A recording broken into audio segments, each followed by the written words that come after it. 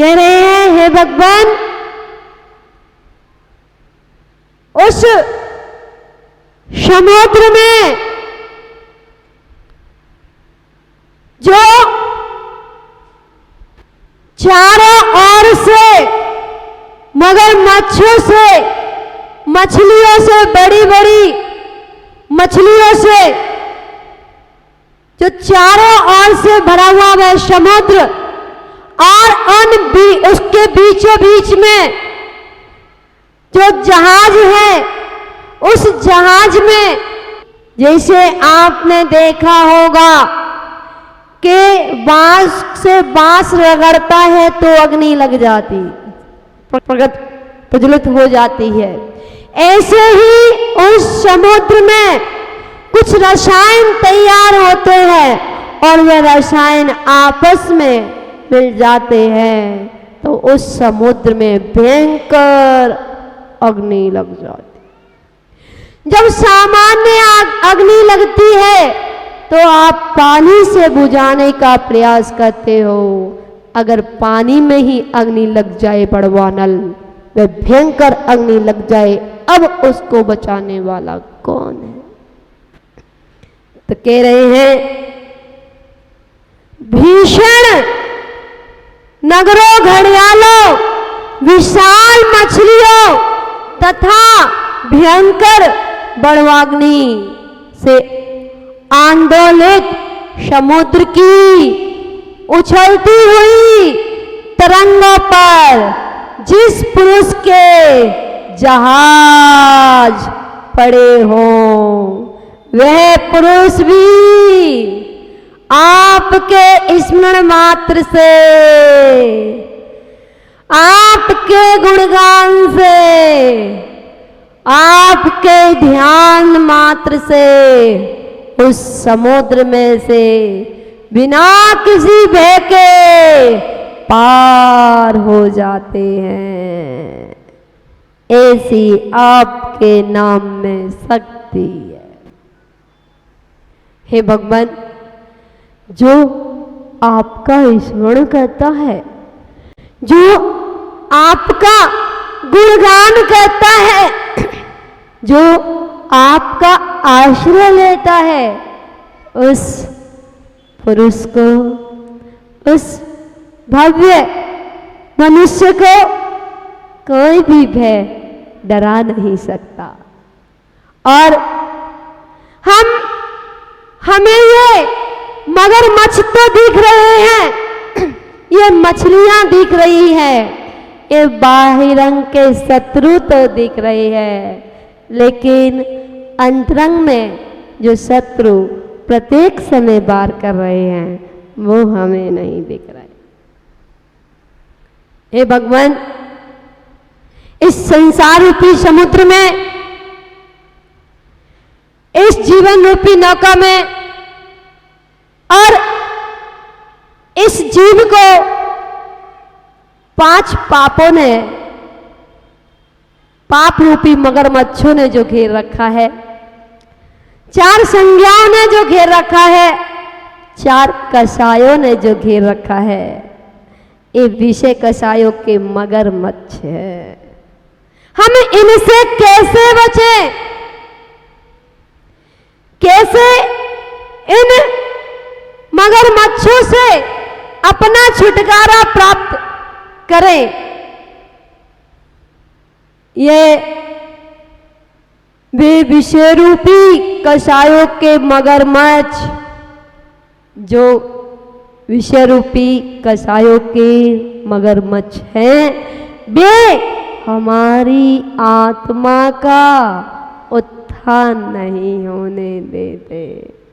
वे विषय रूपी जो मगरमच्छ हैं, वे हमारी आत्मा को परमात्मा बनने नहीं देते, परमात्मा तक पहुंचने में रुकावट डालते हैं। 5 पापों के माध्यम से, कषायों के माध्यम से हमारे आत्मा की उन्नति नहीं होने देते। साधु जन अपने पास ज्ञान रूपी नागदमनी रखते हैं, जिससे वो भोग रूपी भुजंग उनके पास भी ना, इर्द गिर्द भी ना भटके। उस ज्ञान रूपी नागदमनी से अच्छे अच्छे भयंकर से भयंकर वो मगरमच्छ कसाय रूपी, संज्ञा रूपी, पाप रूपी अपने आप उस स्थान को छोड़ देते हैं। हे भगवान, हमारे पास आपका एक गुणगान रूपी आसरा ही तो है। उस आपकी महिमा से, आपके गुणगान से ही तो मैं संसार रूपी समुद्र से पार हो सकता हूं।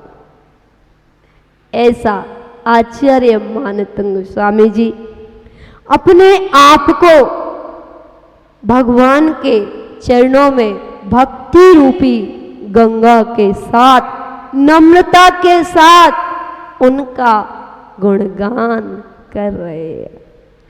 और प्रभु का गुणगान करना ही, उनके गुणों का स्मरण करना ही तो पूजा है।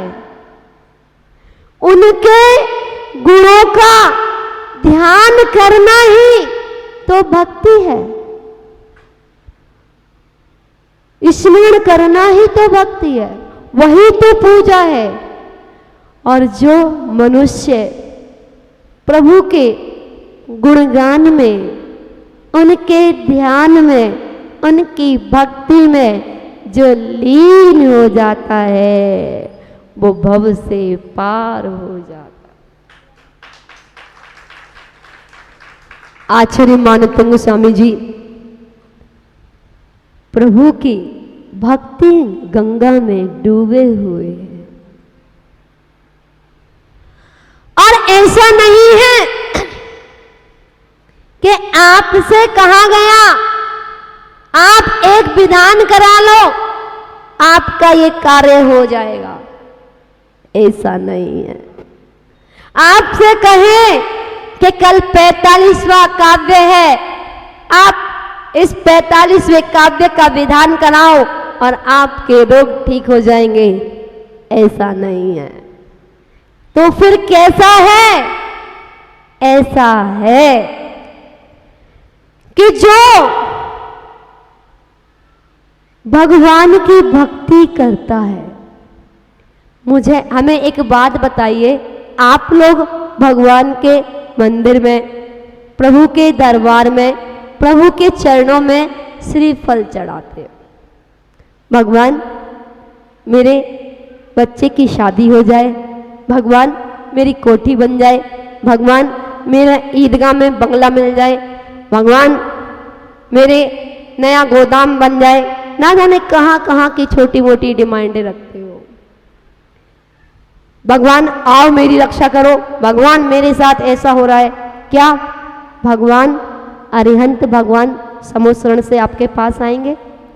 क्या भगवान सिद्धालय से आपके पास आएंगे? नहीं। तो फिर कैसे ये दुख दूर होंगे? कैसे ये रोगों से छुटकारा मिलेगा? फिर क्यों हम कर रहे हैं? हम छुटकारा प्राप्त करने के लिए नहीं कर रहे। हम तो प्रभु की भक्ति, उनके गुणों से इसमें उनके गुणों का स्मरण कर रहे हैं। और प्रभु की भक्ति करने से, उनके ध्यान में डूबने से, उनका गुणगान करने से आपके कई जन्मों के बंधे हुए पाप कर्म क्षण में क्षय को प्राप्त हो जाते हैं। आपका पुण्य और बढ़ जाता है। उस पुण्य के माध्यम से आपके सारे रोग नष्ट हो जाते हैं, आपके बिगड़े काम बन जाते हैं।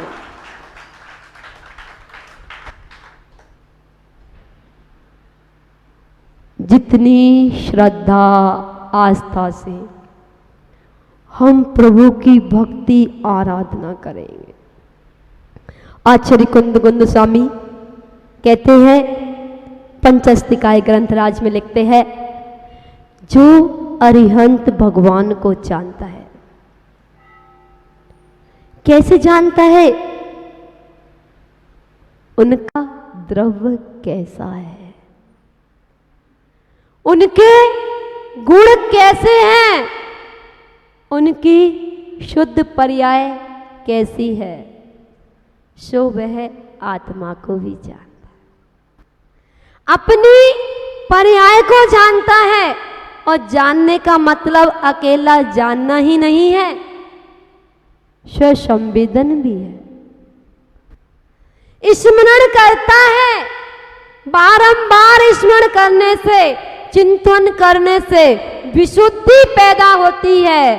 और विशुद्धि, जितनी विशुद्धि पैदा होती है, जितने निर्मल परिणाम उत्पन्न होते हैं, जितनी निर्मलता अंदर आती जाएगी, जितनी विशुद्धि अंदर बढ़ती जाएगी, उतना ही तुम्हारे पुण्य का स्रोत बढ़ता जाएगा, पाप का क्षय होता जाएगा, अपने आप शुगर बीपी कैंसर दूर हो जाएंगे, आपके अपने आप ऑटोमेटिक काम बनते चले जाएंगे। ये प्रभु की भक्ति के माध्यम से ये संसार समुद्र में हम भटक रहे हैं, अनादिकाल हो गया। इस संसार समुद्र से कैसे पार हो? तो प्रभु की भक्ति, प्रभु का गुणगान, प्रभु का ध्यान, प्रभु का स्मरण करने से। एक छोटे से दृष्टांत के माध्यम से, बहुत छोटे से दृष्टांत के माध्यम से ले चलती हूं आपको।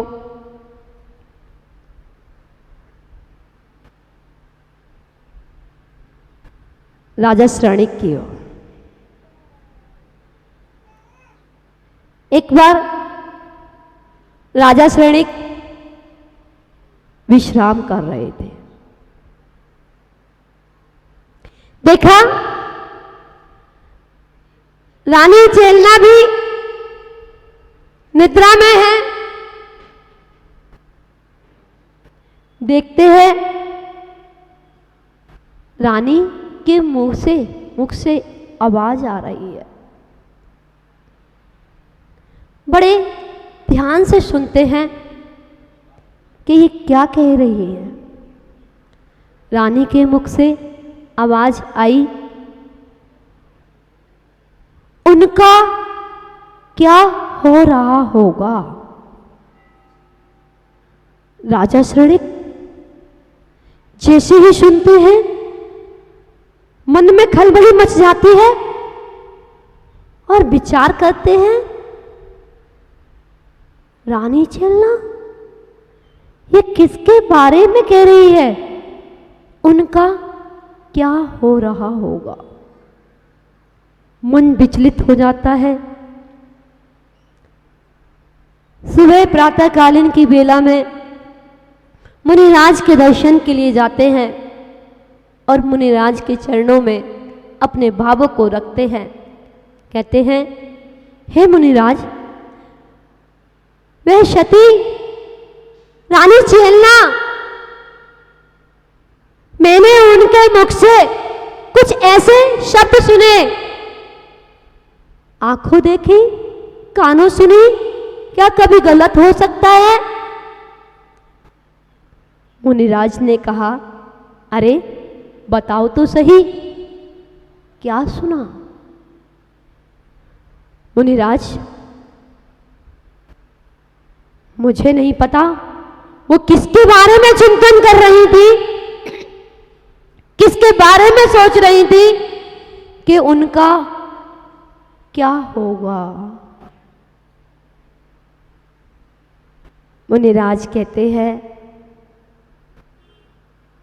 हे राजन, जिसको तुम गलत दृष्टि से देख रहे हो। कभी कभी देखा हुआ भी गलत हो जाता है, कभी कभी कानों से सुना हुआ भी गलत हो जाता है। राजा शरणिक बोले, हे मुनिराज, मैं कैसे विश्वास करूं? मैंने अपने कानों से सुना है, अपनी आंखों से देखा है, मैं कैसे विश्वास करूं?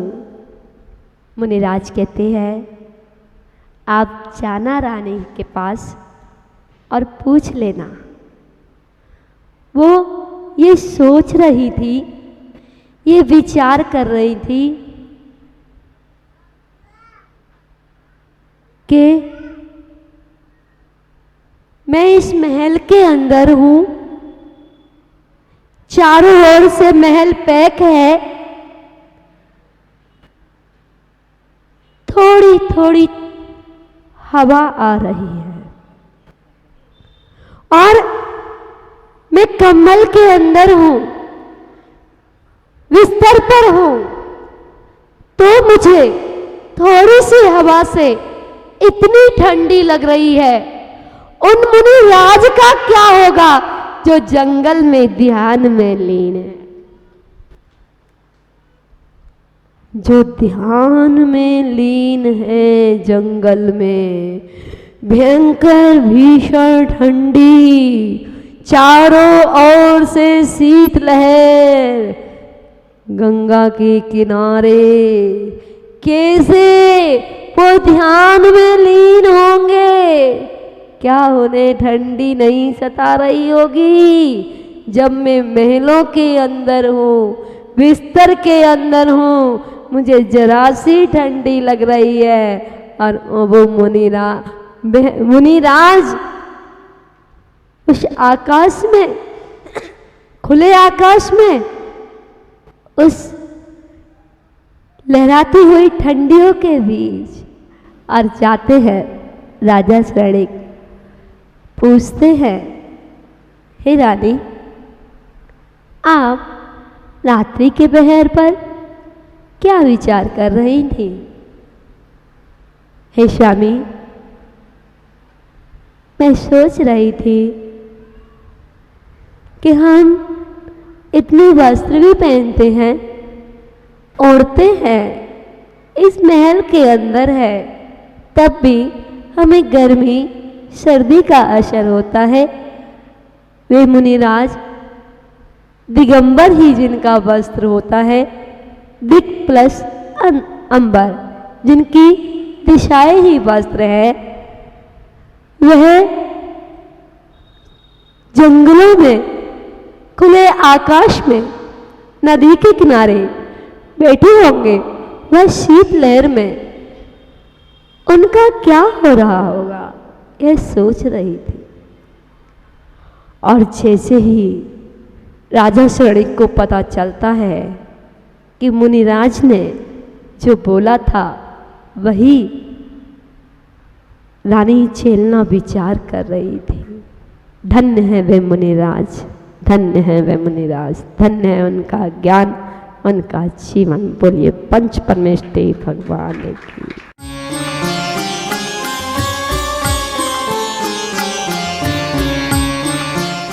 एक